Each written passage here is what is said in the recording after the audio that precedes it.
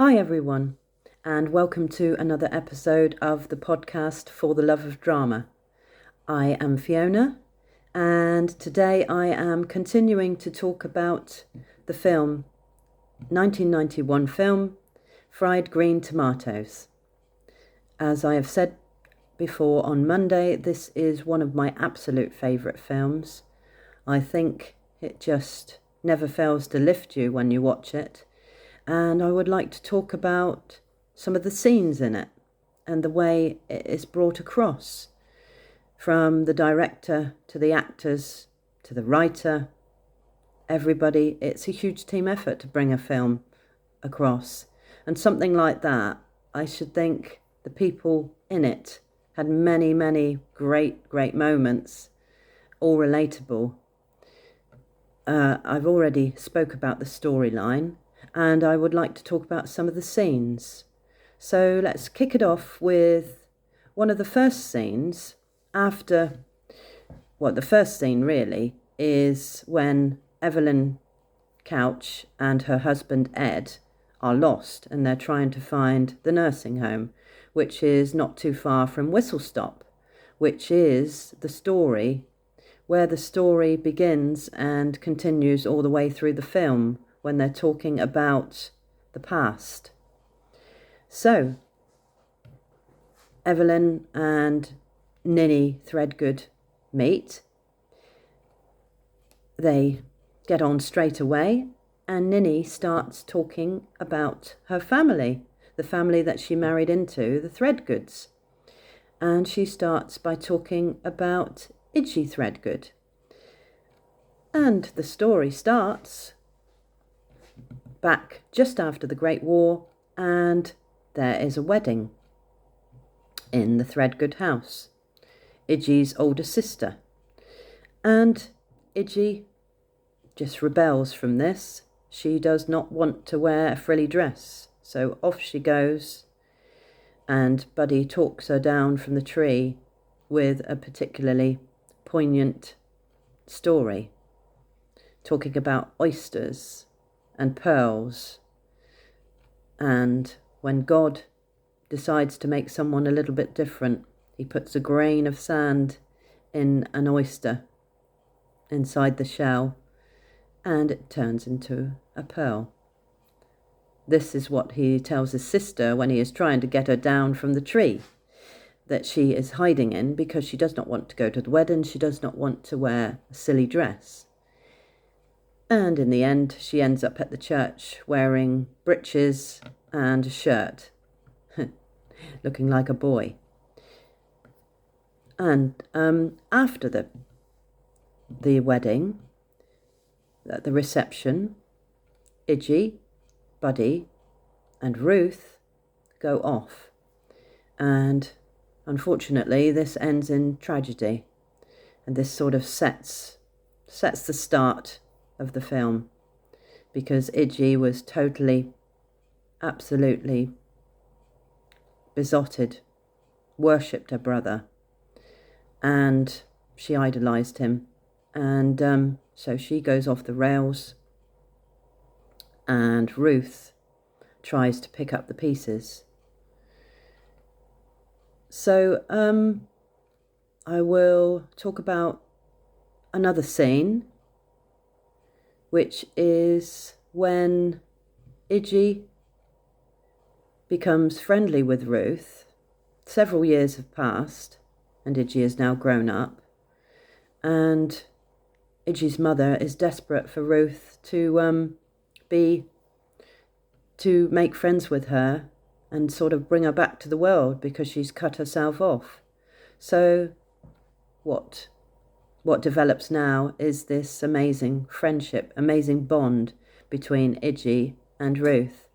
And Idgie introduces Ruth to some of the less desirable things in life, I think. Gambling, drinking, having fun, everything that the church stands against.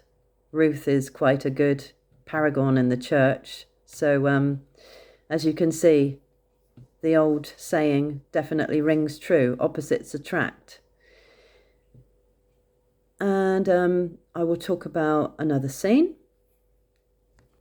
So after this great friendship between Idgie and Ruth is established, Ruth announces on her birthday, after she's had this amazing day with Idgie, that she is going to get married. She is doing what her mother wants, what everybody else wants, and she is getting married to the man that she should marry. So when Ruth marries, Idgie does not come to the service. She watches from a distance. And she also watches as Ruth, her new husband, and Ruth's mother move into their new home. Now let's fast forward a few months or years, I'm not quite sure. At the time that passes in between, they don't stipulate. So let's say a couple of years later, Idgie gets sent a passage from the Bible. And I don't know which chapter it's from, but it's the line that says about Ruth, "Whither thou goest, I will go." So, reading between the lines, Ruth has decided she has had enough, and she wants to leave him. And so Idgie goes over with her friend Big George and her brother, and they rescue Ruth. Now this scene is brilliant, a brilliant scene. Her husband has been cruel to her.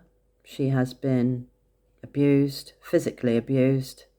It has been a violent marriage, and she is also pregnant. So this is probably the reason.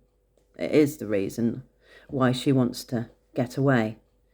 And after a quite nasty scene where he kicks her down the stairs, they get Ruth out of there, and that's the last you hear of this chap for quite a while. I've just had to look up his name because the name escaped me for a minute, but it was Frank Bennett. That's true. That's right. And so they move in to Whistle Stop, and Ruth has her baby, and they run the Whistle Stop Cafe. I won't go into all the scenes. There is a scene where Frank comes to snatch his baby, to take his baby away, and he is foiled. He is thwarted in his attempts, and then he disappears. His body is never found, but the truck he used to get to Whistle Stop at the time resurfaces from the river 5 years later. I won't go into it too much, but there is a court scene in which Idgie and Big George are accused of murder. But they are found not guilty.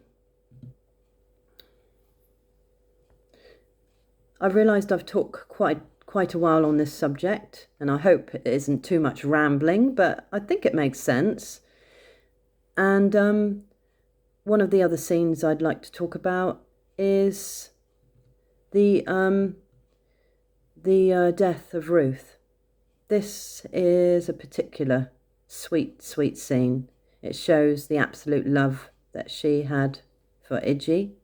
Idgie is there in the room, and they are talking, and Ruth is fading, and she asks Idgie to tell her about one of the stories.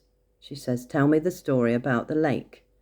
Now this is the story that Buddy, Idgie's brother, told Ruth and Idgie on the day of the wedding, just before he died. And so I will tell you this story, and then I will say goodbye. It goes something like this. Did I ever tell you about the lake?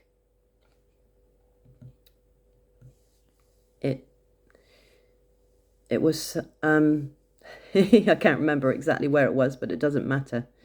It froze. There was some freak weather and it completely froze. And there were some little ducks on it. And they all got stuck. But they didn't die. No, they flew off. Then they took the lake with them. And today, that lake is somewhere in Georgia. I think you have to watch it to get the full picture. But if you want to watch something that's warm, something that shows resilience in people, mainly women in this film, but not just women, because the men in there, particularly Big George and her brother, they show solidarity, pulling together as a team. And it's a film that touches your heart and soul. So it's on YouTube.